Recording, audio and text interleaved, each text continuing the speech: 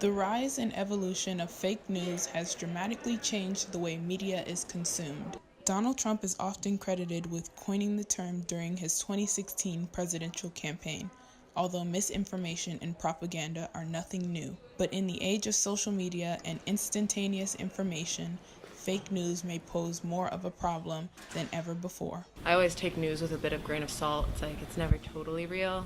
But I do think it's changed a lot in the way that people feel as though they can't trust everything that they're reading. Before the introduction of the internet, there were a small number of news sources, and they were mostly considered reliable. Back, grandparents' days, even beyond that, there were certain news outlets you knew you could trust. Everyone watched the same television news broadcast at night. More recently, consumers have a wide range of diverse and even partisan news options. They're getting news very quickly in a lot of different formats that are sometimes harder to distinguish who you can trust and who you can't.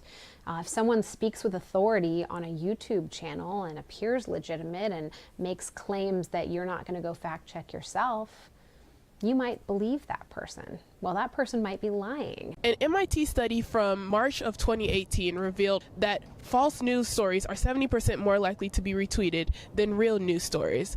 With misinformation being disseminated at such a high rate on Twitter, it begs the question of whether young people are believing this information and how it's affecting their political decision making. I think a lot of people now in our generation, they're becoming more cautious of what they're reading and fact-checking constantly because you have this instant doubt. If it's something that's like shocking, I'm like, wow, I should go and check this before I go and tell other people or like believe it. But not everyone questions what they see in the news, and that makes some young journalists more adamant about spreading the truth. There's so much fake news going around that I feel like the consumers should get to know the truth, and that motivates me for sure.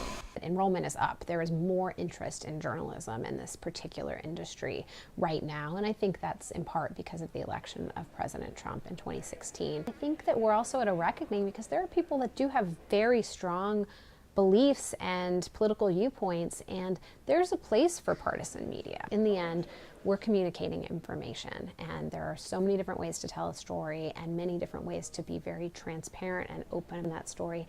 And then your audience trusts you more when they know where you're coming from. For Annenberg Media, I'm Isoke Cullens.